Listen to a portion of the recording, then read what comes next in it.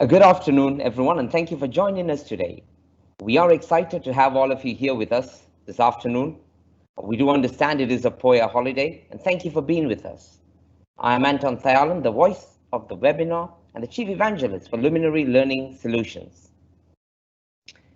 Welcome to Saturdays for Learning with Luminary. And you are tuned in to Season 2 of Reset and Go, aptly named Revive and Grow, a segment which will unfold over the course of the next 3 months. So gear up to get your learning on. In today's segment of Revive and Grow, we are discussing how to increase energy and focus at work. An energizing conversational exchange of experiences for you to grasp best practices, alter perceptions, and make note to implement. It is our benefit for sure. Facilitating the conversation this afternoon is Numica Perera, a trainer with Luminary Learning Solutions. And joining us today as our subject matter experts are Jimmy Rosairo, the founder at Sweatshop Fitness Private Limited. Hi, Jimmy. And none other than Dr. Miuru Jayaweera, the Executive Director for Colombo Creatives, a yoga teaching trainer with over 500 hours and well known in the region and in the market. Good afternoon, Miuru. Hey everyone, good afternoon. Thank you, Anton. Thank you, Anton. Thank you for joining us today. And as we mentioned before, Saturdays for training with Luminary. So today we have the topics of energy and how we can focus that on work. Right? So as many people, we are supposed to make sure that we work all day, and being energized and working within the entire day is one of our priorities. But we have our mornings which we are more energized, and by the end of the day we do have our drained out moments. That's maybe correct for some people, but it might be for most, right? And we see people complaining about it being by the end of the day being drained out, wanting to re-energize themselves. So let's get back to basics and know what energy is all about. And to answer that question, I would reach out to Miuru. Miuru, if you can answer, what is energy? And if you can explain that. So energy has a lot of definitions, but I'm going to give you the yogic definition, the most natural one I can think of at the moment. Energy is the vital life force. So what you are built on is energy, what you work on, what you focus on is all energy. Energy is everywhere in the universe, in things that you work with people you talk to, thoughts, actions, everything is all about energy, and energy is transferable, as you might already know. So when we talk about energy and when we talk about how to sustain the energy throughout the day, there are ways. First of all, I think you should understand what energy is, and I've just given a very brief introduction to it. I could go on, but I'd like Jimmy to also give his definition, and then we could kind of collaborate on, because we are coming from two different, although fitness and mindfulness is common, we practice differently. So I'm really interested in knowing Jimmy's definition as well, and then we can collaborate. For sure. So Jimmy, your perspective to energy. Thanks, Numica. Thanks, Miuru. So what she said has a lot to do with the first step of where energy comes from. So we always talk about getting energy from your food or increasing the energy you have already in your body.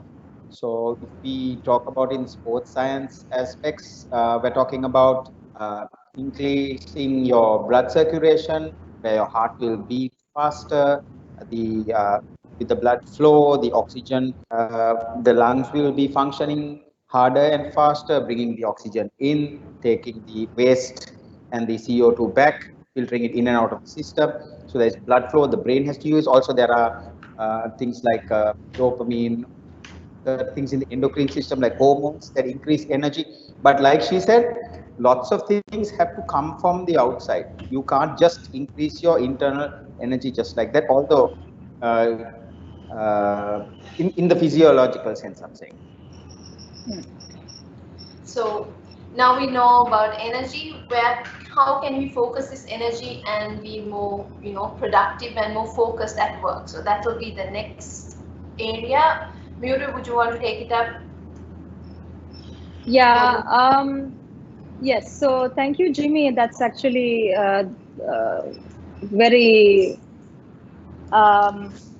a very good area to talk about how to internalize that energy that you get from the outside world.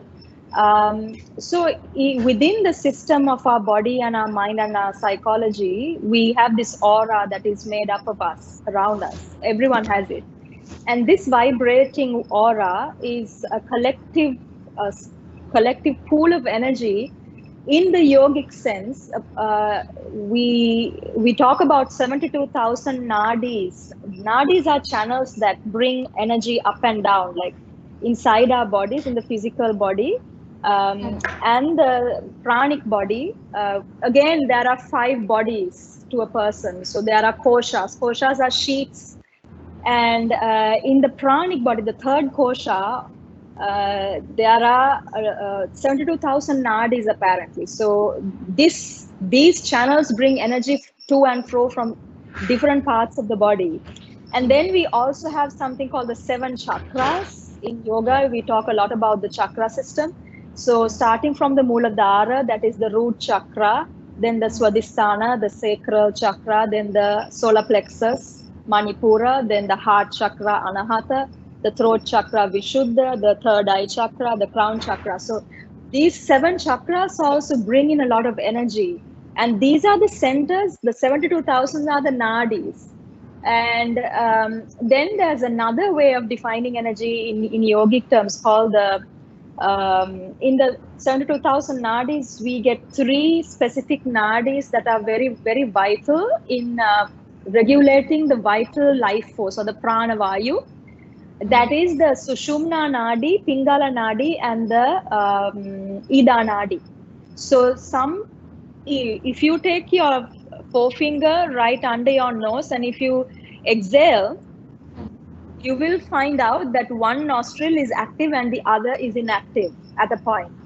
And again, in about 90 minutes time, if you again do the same thing, then it will be the other nostril that is active and the one previously active would be inactive. So this is how the energy system works within the body. So this is how the Pingala Nadi, which goes from right to left like a serpent, just with the Sushumna Nadi in the center, that is our spinal cord, the central nervous system, with the brain. And then the Ida Nadi that spirals from the left to right. So when we inhale, the Pingala Nadi activates from the Muladhara chakra, the underneath. It goes from here in the inhale, and in the exhale, the Ida Nadi activates in coming down, and the Sushumna Nadi in the middle illuminates. So this is the system of energy that travels up and down the body, talking in yogic terms. So when we are tired, when we are fatigued, this system kind of gets fatigued as well, and that's when we feel like I can't go on, I'm demotivated, I'm sleepy, I'm drowsy, I really want to put my head down and sleep. All these feelings come when these nadis, the chakras and the prana vayu is blocked or it's not working in a proper manner. And I'll wait for the other definition. I'm very interested to learn from Jimmy also. Yeah. So Jimmy, I think she defined it very thoroughly with regard to the entire body. So from how can we focus the energy that we have right now and work through making sure that we are focusing more on work? What would be your opinion on that? No, she brought up very good thing, because even in exercise physiology, which we studied now, I studied my exercise in sports science was actually a Western qualification, but I actually went to the University of Eastern Medicine to do my sports massage and therapy. So there I learned that there's a tube, pipe, nerve, blood vessel, pulse. I think that's how I'm not very good with my experience, but I think the anatomy, the physiological side, I think is the tube, pipe, nerve, blood vessel, and pulse. How it works. So you take Eastern medicine, for example, and how they can tell you your cholesterol. A good Veda Mahatya can actually tell you your cholesterol by just checking your pulse, which is accurate to maybe 1 or 2. Okay, so it's really, really brilliant. And so in the process, like you said, was what we have to differentiate is between the physical and psychological tiredness. For example, if you were sitting on the beach for 1 hour, you don't need a break. But if you are driving for 1 hour, especially in Sri Lankan traffic, you need a break. So you are still doing the same thing. Okay, so you were still sitting in one place and you were doing the same thing. But then, like she said, what has worked? Would you have done more relaxed breathing, for example, on the beach or while driving? So things like that, yes, I totally have to agree. So what the role of relaxation, what she pointed out, the role of relaxation and energy is very important. So you need to relax in order to have energy. Cool. So you want to add anything to that, Miuru, or that's? Yeah, Jimmy in the previous answer brought about a very good point about the endocrinology and the physiology of the body. So I think we still have time to talk about stress, how stress kind of stressful situations, how the body reacts with the pituitary gland releasing the hormones, stress hormones, and what happens with the heart, and we dilate our pupils, and we kind of get ready for a fight. Within the body, the system completely changes when something stressful happens in the mind. So this is why stress is really bad, because once you have that stress, like when it's like this, the body has evolved, the human form has evolved from being an ape to a human, Homo sapien, Neanderthal, to who we are. But the system has not yet evolved to that extent. So what happens is, when we were cave people, we would have had like threats from wild animals or natural calamities. And our bodies have been engineered to fight or flight, like either to fight with an animal or to run away. So this is the system of the sympathetic nervous system. Jimmy, you can correct me if I'm wrong. Totally. Yeah. So when something stressful, like say now, right now, we don't have animals or calamities to worry about. It's work stress. It's the boss. Either it's the wife or the husband, right? So what happens is that the problem here is we still have the same old system where it reacts to that animal danger.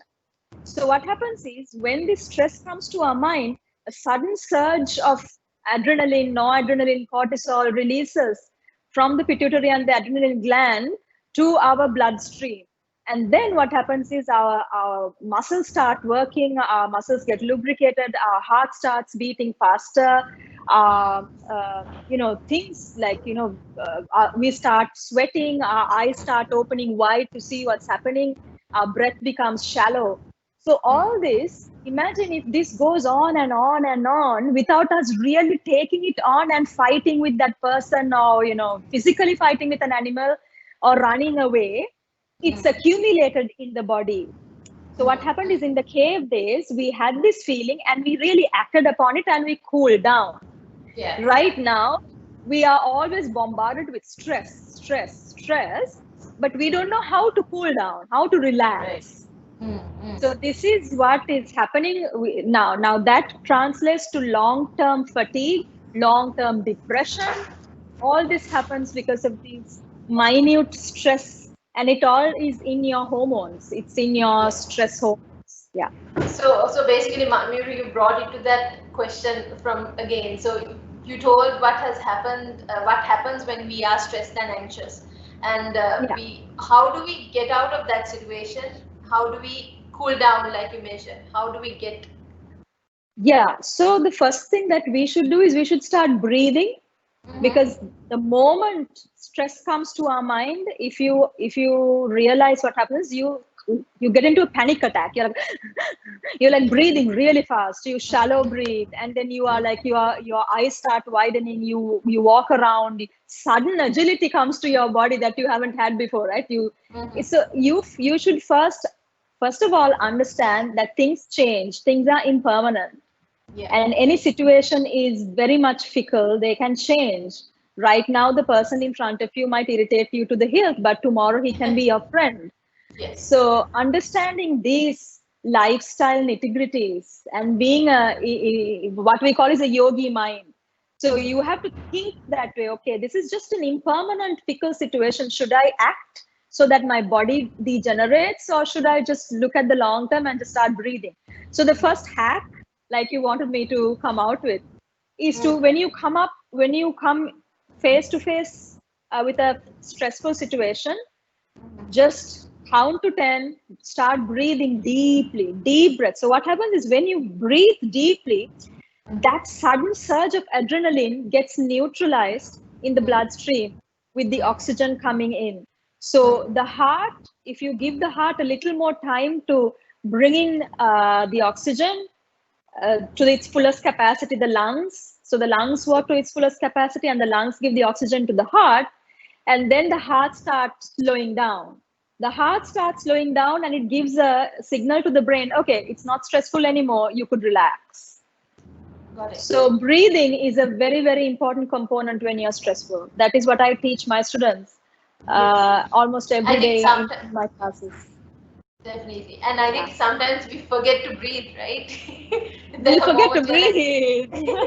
Yeah. Unintentionally, you're like, oh my gosh, you're just holding. You're holding your breath so much, and you're like, oh shit, okay, I'm breathing. Consciously, like I think that's one of the most important. Yes. Yeah. Jimmy, you want to add to that? Jimmy?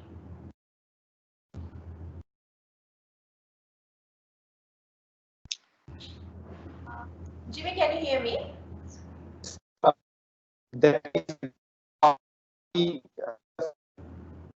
I think Jimmy is frozen. Yes. Which we were talking about. That is, I can hear you loud and clear. Right. Okay. I can hear everyone loud and clear. Yeah. So yes, the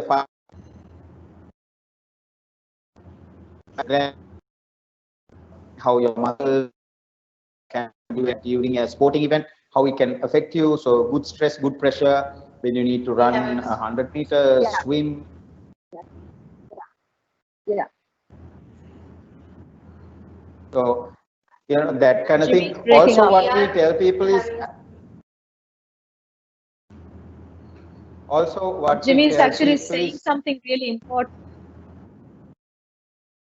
Yes, Jimmy, can you start again? We didn't hear you because there was a little bit of a lag. Not a problem. So one of the most important things what we were talking about is this. There is a good stress and a bad stress scenario. During the workplace, it's usually the bad stress, but the good stress also can build up towards, for example, how family members, team members, or the audience can motivate you and hype you up towards running a 50-meter sprint, or swimming, or lifting a weight, or something like that. Or even dancing, or even singing on a stage, things like that. In the same way, one of the most important things when it comes to the mindfulness, stress and pressure situation, psychologically, what we say is the age also change the things you can't accept and accept the things you can't change. So obviously, in a hunter-gatherer stage, when the human beings were at that hunter-gatherer stage, I'm sure there were some things there were more things they had to accept than change. Things with regard to basics like shelter, clothing, obviously like that. But with the option of, for example, killing an animal, say 10,000 years later, with technology, killing an animal like an elephant even is much less of an effort today. So that whole change and exception thing has changed like this. So accepting has gone down and changing has increased here. But despite all that, the accepting stage has also increased the stress factor with getting those tasks done. So sometimes the things that people have to accept are things like mortgages, you know, instead of killing an elephant or an animal they need to eat, you know. So so those small things also have changed. I like the fact how I am now answering Miuru's questions and Miuru is answering my question. That's really great. It's we actually counter. I know, that's really Yeah. great, and I'm learning about good stress, and you're learning about bad stress. Very good. Yeah. Okay, so I think we went to the stress factor and we've covered that area and what we need to realize ourselves. So let's start with the other aspect altogether, becoming healthy and having a good lifestyle, right? A healthy lifestyle. What would be something that we would be working on, we should be working on a daily basis so that we can manage these stressors, the anxiety attacks or the pressures of life? What would you all recommend that a person, starts doing on a regular basis to keep themselves fit, through mind as well as body? I would like Jimmy to answer first. Yes, yeah. that's right. Jimmy, if you can start off.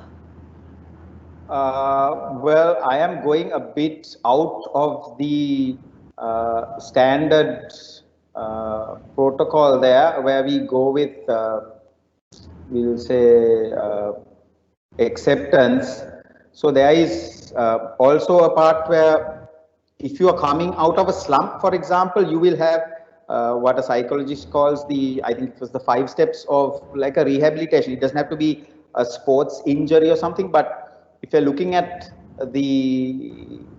of a situation that happens to anybody, it does not have to be, like I said, an injury. It can be something, say somebody who lost their job, especially due to the past. So there is anger, acceptance, denial, anger, denial, acceptance. There is that phase.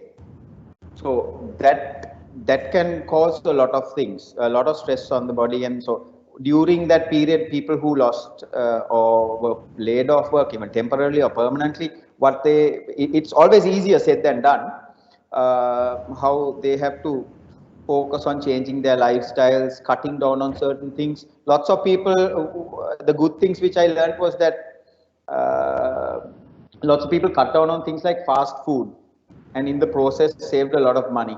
Lots of people changed their diets because the stuff that got home delivered were fresh fruit and vegetables and things, and raw rice instead of fried rice and stuff. So that during the past was very, very good. But obviously there was a problem with we'll say the financial lifestyle was for some people squeezed in, because they had to break. So if they were on a bit of a credit crunch, they had to come in for a bit of a, we'll just say, that recovery stage. They had planned for that. Psychological people who were not, we saw lots of people pawning jewelry and going through that phase. Also, some people we saw that the lifestyle changed. With some people did not want to accept, like people when they rush to buy alcohol and things like that. So there are these advantages and disadvantages as well that people can take. But if you can actually learn from that, going back in time to basics, say about 30 years ago, that would have been a good. So what would be the things that you should be like to bring? I mean, you spoke about food, physical exercise, things that we need to work on that side to keep ourselves going on a regular basis and making sure that we have the the energy levels high, the adrenaline, and making sure that we are up to the level that we should be performing in and focusing on work as well. So actually, I think yoga was one of the best things that actually worked. We also had one of our yoga programs which we had for some students at a campus, which were done online, and they're saying it helped them through their exams because they couldn't meet up with their friends physically. They couldn't study together. This was one example which we had, which actually I helped some students through. And one of the best things that you can actually do, although, like for example, in the frame which Miuru is in, you can do lots of body weight exercises in addition to yoga, of course. So yeah, I mean, you can do so many exercises. Calisthenics, You need, yeah. correct. So Okay. what? So Miuru, from your end, he also Yeah. spoke about yoga. So if you can go elaborate it more. Yeah, yoga, why everyone is talking about yoga. I have actually shared an article from Yoga International website on my LinkedIn. It actually talks about a study carried out to understand how yoga helped a certain syndrome called chronic fatigue syndrome.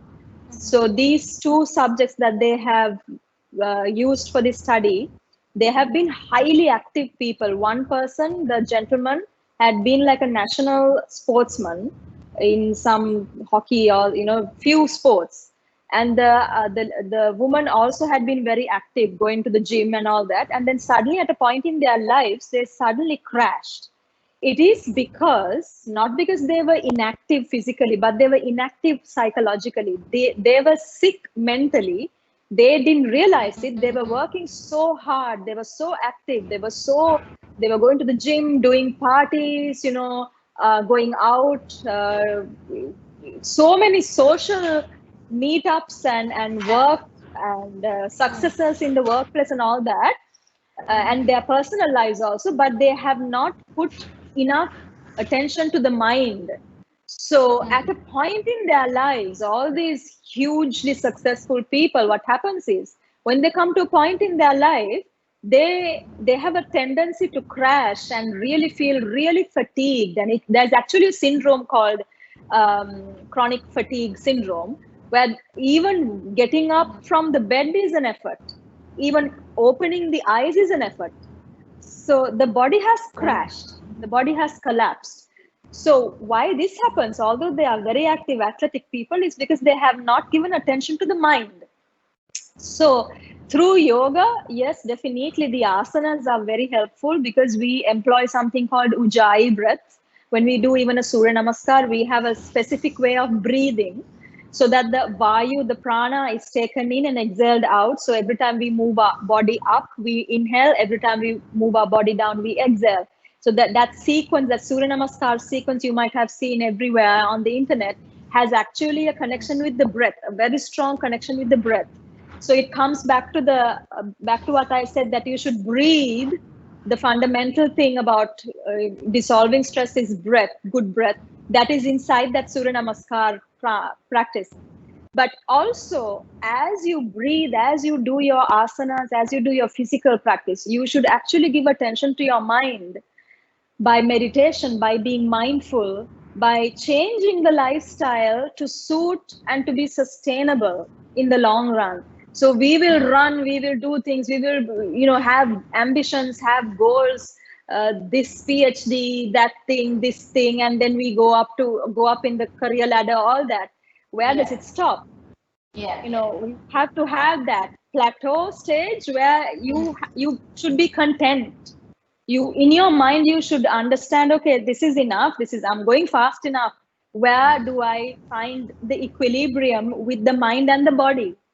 Got it. So this is where I think yoga comes in, specifically when it comes to mindfulness, building mindfulness, honing the practice of meditation. So even asana in yoga is moving meditation. We cannot do yoga if we are not mindful. Yoga is not just moving. It's moving with the breath is actually a meditation. So imagine you're moving up, you inhale, you moving down, you exhale, you bring your arm up, you inhale, you come down, you exhale. So many things to think about. And then it cuts off all the nitty-gritty, all the other, other stuff that you have in your mind. Yeah, because if you are distracted, you can't do that properly.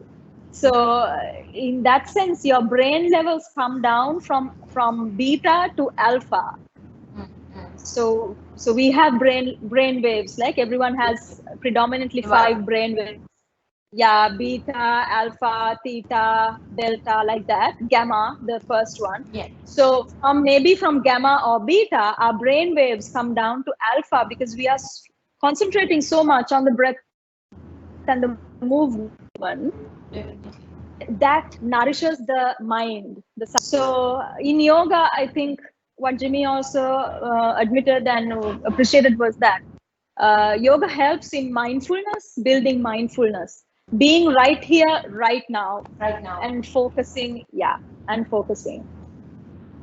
Thank you very much. That's really, like, it covers the entire spectrum of, physical coming in and managing the mental, both sides, yeah, as well. So Jimmy, would you like to add on to that with regard to exercising coming in? Because yoga is one aspect of it, the exercising or the gym, what people are so, think before, more or less that also happens. If you want to add on that as well, Jimmy. Well, just quickly, just to add on is about how even when we increase the weight, we increase it slowly and we breathe out and then bring it back in, for example, and breathe in. That also has therapeutic effects. And also the CFS, what you spoke of, chronic fatigue syndrome, what some people call I think myalgic encephalitis. And it's the odd thing about is that right now, medical science says that things like exercise and yoga is one of the best medicines for chronic fatigue syndrome. There is no proper medical treatment for it. Yeah. That's an amazing fact, yes, because nobody's come up with that. So with regard to exercising and yoga, one of the most things that comes out, I think this is a question that has come from the audience, at how long do we need to exercise, or how do we have to do yoga? The time, because, people are like, when they spend time on the gym or going to the gym or doing workouts at home, either way, how much of time do they need to, spend on it, would be a question that, they answer from both aspects. I would like to know from Miuru's end as well as Jimmy's. Jimmy, you want to go first, or Miuru, either way? Jimmy, I'll just make it quick. Usually, okay. What I thought is, so for cardiovascular exercise, which is at a lower intensity, like walking, if you can start with about 40 minutes of CV cardiovascular exercise, just to get these useless building all the muscle and all that, if your heart doesn't send the blood and the oxygen and bring back the waste and the CO2 and work that. So the heart needs to make sure that everything else is working. If it's useless if you don't, especially people who take supplements, they tend, younger guys, they tend to do more strength work and take supplements and not do proper cardiovascular exercise. So 40 minutes is a good start, 40 minutes to 1 hour. Okay, say 2 to 3 days a week. And a bit of strength training again. If they can, lots of people spend like 2-3 hours at the gym. You really don't need to. Just basic calisthenic movements, like she was, Miuru was saying, just push-ups, sit-ups, and stationary or isometric exercises. You hold things like planks. Again, 40 minutes, including a warm-up and cool-down, maximum 1 hour is more than enough. Miuru, you want to add to that? Yeah, I'm a big fan of the gym, just as much as I love yoga. So I'm going to endorse that. What Jimmy said, cardio definitely. I run. I personally do a run 3 times a week, and I do CrossFit. I do all sorts of things because I understand that calisthenics, the body weight training, is actually far more beneficial and it complementary to yoga asana practice. That's about me. What I want to say is yoga is not just asana, although that is there, that is absolutely there. Yoga is not just asana. Asana is one of 8. There are 8 components in yoga. We call it the Ashtanga yoga. So yoga is yama, niyama, asana, pranayama, pratyahara, dharana, dhyana, samadhi. So yama, niyama, asana. Asana comes as a third one. It's just the third component that we were talking about all this time. Yama, niyama are observances. You need to first of all understand life. That is yama, niyama. Life, the way, yeah. First of all, you always hear, I'm a yogi, I'm a yogi. What do you mean? You are a yogi because you practice Surya Namaskar? No way. You be a yogi when you think like a yogi. So there are many aspects that come in, the mindset, the lifestyle, the way you look at situations, the way you look at yourself. If you can dissect your emotions from you. So we say, I am happy, I am sad, I am jealous, right? But in yoga, we are taught to dissect the emotion from the person. I feel happy, I feel sad, I feel jealous. What can I do about this? Should I feel jealous? Is it a good thing to be jealous? Would it benefit me? Would it not? So then, let's not be jealous. That is what he is deserving or she is deserving. I have no say in that. So the way you think has to change. The way you do your work has to change. The way you conduct yourself has to change. That is yoga. Then comes asana. Yes, definitely. I love running, gymming, CrossFit, yoga, all that is there. Then comes pranayama. There are specific ways we kind of regulate the vital force of energy, the prana, the apana, and the pranavayu through pranayama. There are so many different ways to unleash the kundalini energy. There are energies that you can unleash that is inside your body, coiled up like a serpent, they say. So there are ways of breath work is pranayama. Then comes pratyahara. Pratyahara is where you kind of withdraw a sense. We have 5 senses. We sit in a place and we completely separate one sense out of the system, like closing the eyes. Just closing the eyes, but not falling asleep. That is a pratyahara. Okay? Practices like that. Okay. Then dharana is concentration, focused concentration. So a good example could be taking a taking a box of matches, lighting up the tea light, and keep looking at the flame for about 15 minutes without trying not to blink and trying not to take your eyes off it. This completely focuses your energies into one single channel and brings you immense clarity in the mind. Dharana. Dhyana is the 7th one. Dhyana is meditation. There are, again, so many different types of meditation you can do, from visualization. There's so much of information with regard to that area that we really would definitely work. I think that 15 minutes meditation on looking at that light would really work for a person who is working from office and they want to, can it be something else other than light, or can they just meditate as well? That also might be. There are other ways of doing it. It's called Trataka Bhavana, Trataka meditation. So if you feel... Sorry, I'm cutting you short, Miuru. Just want to know, does the meditation of bringing the focus, I guess that's where it comes, does it also energize a person? Bring that person's energy levels high as well as, an exercise or a... Well, meditation actually balances the energies. It wouldn't necessarily hike up the energy. It moderates the energies within you, and it kind of balances everything. So if you want a surge of energy, there are other yoga poses that I could show you, like heart openers, back bends, and then the breathing techniques.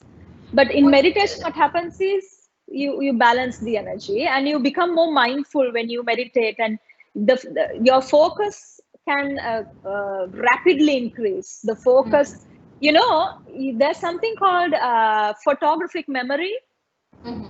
So your memory increases through meditation when you focus. Meditation is focus, and it's not just, in Sri Lanka, there's a big misconception that meditation is forcefully breathing in and out. That is pranayama, that is breath work, that is not meditation. Meditation is observing everything around you. Even you can do meditation while opening your eyes. You can eat while meditating, moving meditation. You can think about the movements. You can think about the movements inside your mouth. Think about the system taking the food in, nourishing your body. When you talk, you can meditate while talking. You you can talk the right words at the right time to the right person. So these things matter. This is meditation as well. And there are other techniques you can do: chakra bhavana, krataka bhavana, breath meditation, visualization meditation, auditory meditation. You focus on I'm the really audios amazed that with you the hear. amount of So many information ways. that you're giving out, Miuru, with regard to meditation. It's so vast, and it's a very, like, it's an overall subject that will take us hours and hours to discuss, which is really something that people really need to understand as well. I'm going to ask Jimmy another question, and I'll come back to you, Miuru. Jimmy, if you're like basically in office and you need an energy boost, like Miuru said, meditation will bring us the focus. What kind of exercises can you do at a desk, at an office, where the person can, just, get a little bit more energy, energized and start working again? Any tips on that?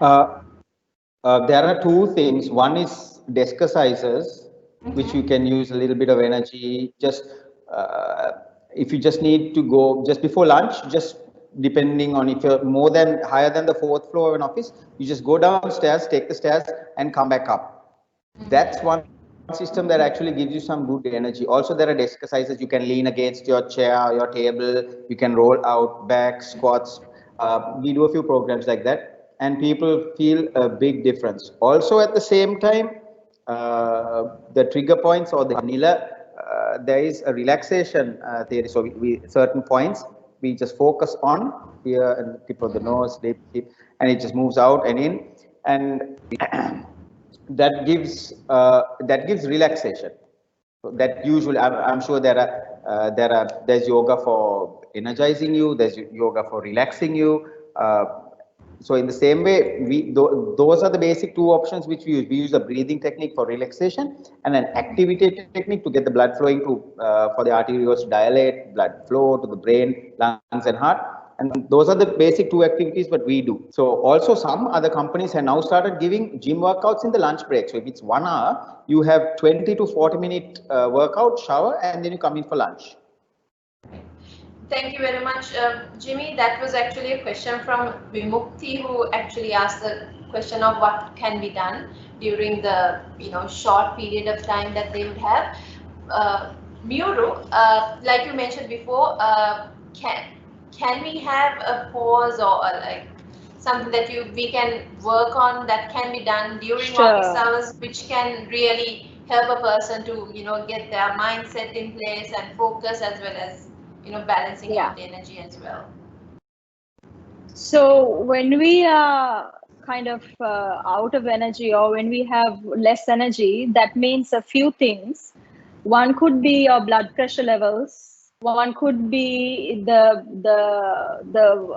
blood volume in the heart, right? So like Jimmy said, when you are fatigued, you feel so drained, because maybe you could increase your blood pressure a little bit, not to the unhealthy levels, and maybe you could bring the blood rushing back to the head. So in that sense, inversions are very good. A simple inversion like a downward facing dog would work. If you have a bit of space in your office cubicle or anywhere, you don't need to have a mat. You can just do this downward facing dog. Just bring your body into an inverted V shape, just like this. I'm not going to give you the technique or the alignment tips so much because there's no time. Just stay here. So you feel the blood rushing down, or just bend down, Tanasana. This is also very good pose. This is called the dangler. You just completely relax the upper body and completely relax, and your neck, make sure your neck is soft. Just dangle down it's also called the rag doll. So you bring that blood rushing back to the head, to the brain. And as you stand up like a rag doll as well. So those two poses, and also heart openers. If you want to feel like a lot more air coming into the lungs, bring your hands like this. It's called the rope jacket movement. So bring the hands the palms facing each other, and on the sides of your chest, open the heart, look up and breathe 10 times. Thoracic breathing, you're opening the chest cavity and bringing that air to the lungs. So those will help when you want to boost the energy. How many minutes should we be doing that? Just breathe 10 counts in each. 10 counts of breath. Yeah. And even the ragdoll thing, how long do you need? Ragdoll thing, well, you could stay as long as you feel good. It's a really good, it's a multiple kind of a benefit yoga pose, because you are sitting down for long hours, your back here, the lumbar spine stretches in this pose. And that's also relief for most people who are sitting down for long hours. And also the surge of energy that comes with the blood rushing to the head. So you could just stay here, maybe fold your hands and just drop the head like this and stay there as long as you feel good. That's it. Yeah. Right. That was and really then, nice. like Jimmy said, there are chair yoga as well. I don't have a chair to show you here, but yeah, there are what was that, Jimmy? Exercises, desk exercises. Yeah, we just call them desk exercises. Yeah. Yeah. So we have chair yoga, seated on a chair, and you could do stretches in different. Right. You could actually do a Surya Namaskar seated as well. Oh wow, I didn't know that. Wow. Yeah, that's a lot of.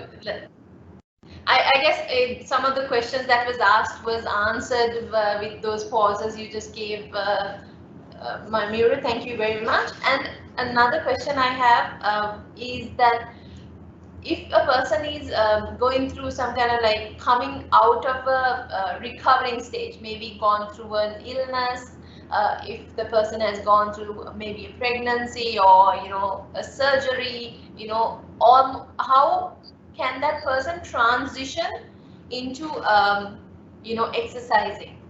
I think Miuru will be, yoga would be an option, but I would like to know from your end, what would you think should be their starting point? First thing is food. I would definitely ask them to eat healthy and to have a proper meal plan that is sustainable and that is practical in Sri Lanka. When we say meal plans, there are all sorts of things that sometimes we can't even get hold of in a supermarket. But stick to something that is sustainable and that will give you the nourishment.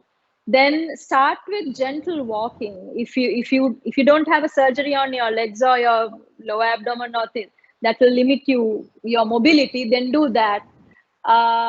Then start with some meditation, pranayama. There are pranayamas that actually help lose belly fat, like Kapalabhati, breath of fire, or Brastika pranayama. So there are so many different ways that without movement so much, you could regulate the energy to burn fat and to build strength and flexibility through yoga.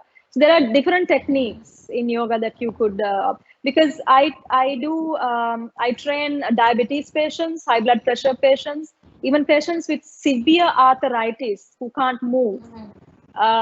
So those people are still, they are like palliative care.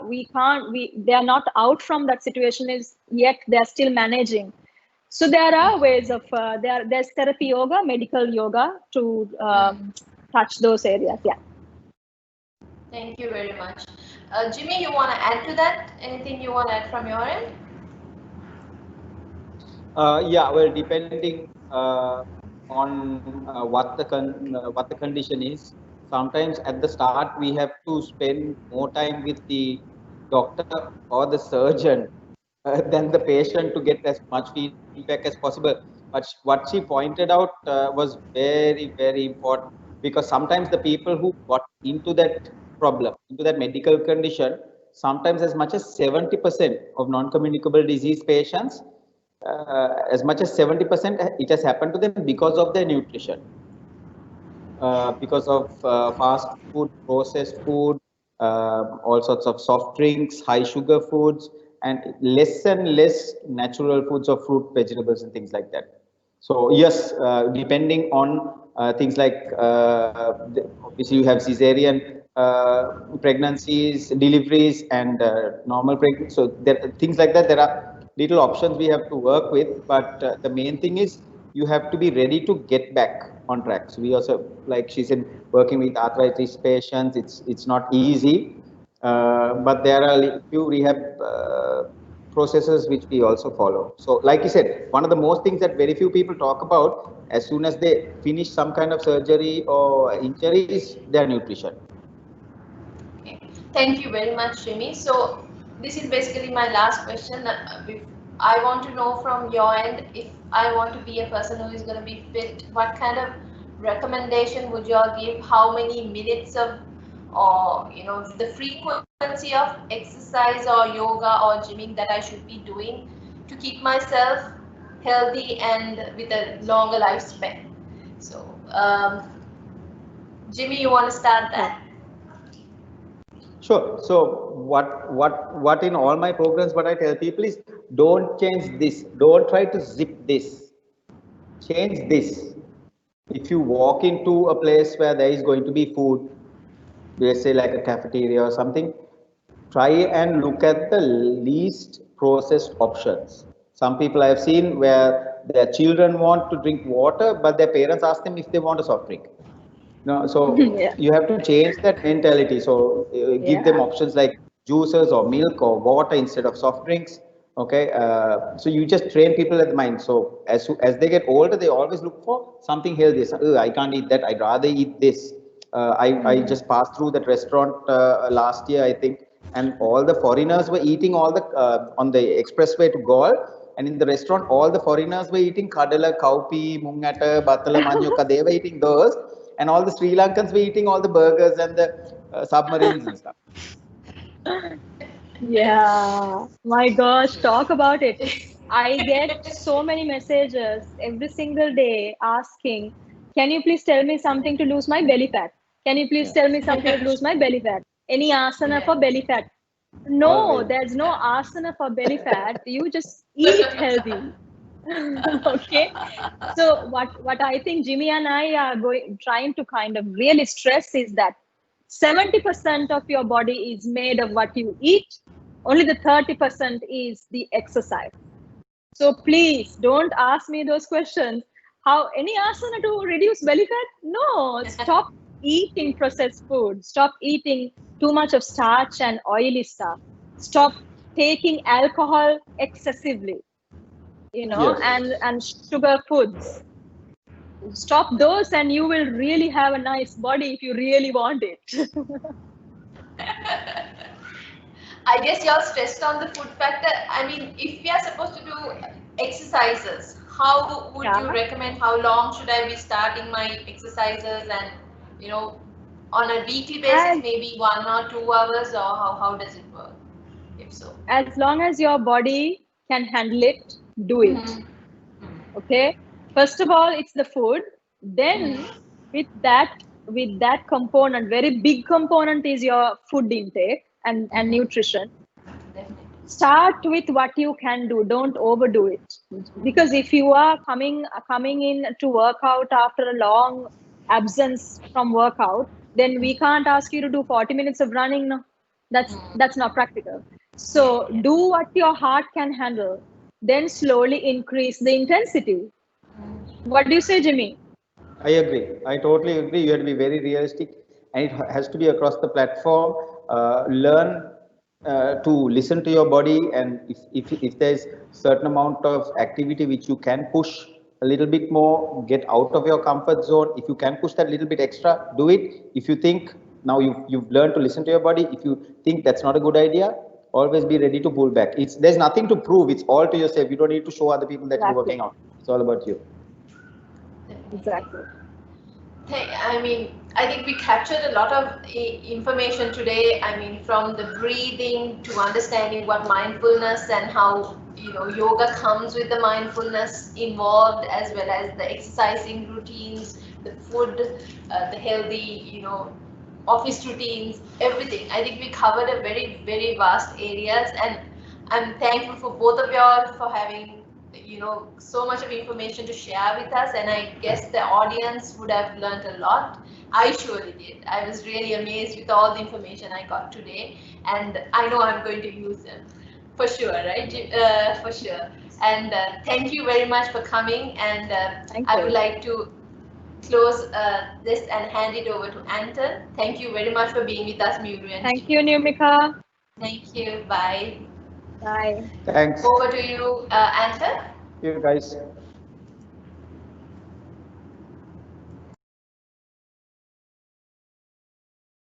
Right. Thank you, Numika. Thank you, Jimmy and Miuru, for joining us and for that wonderful knowledge share and an afternoon packed with energy and focus for sure. And Numika for this wonderful facilitation of this conversation. Perhaps one of the most important or one of the most essential skills in today's workplace is energy and the need to focus, with only the constant being the change which happens at a lightning speed. With the increase of workload and instead of upping the number of working hours, I guess it's also best to harness the moments to unfocus and focus on building your energy. The key to getting, as we understood today, more done in less time. And for this, you certainly require energy and focus, as we rightly heard from both Jimmy and Miuru. So do harness up those tips and tricks you've heard today and hope each one of us would be able to try a few of these out at our workplace. A quick note on that, to thank H1, our partners, who's been supporting us right throughout. Thank you very much for everything that you've done. Next week, joining us again for the Revive and Grow segment, we will be discussing we'll be discussing success and strategy, and we will look at that. Watch out for social media space for more information on that. Right, on that note, thank you very much. Enjoy the rest of the evening. Stay safe, stay productive.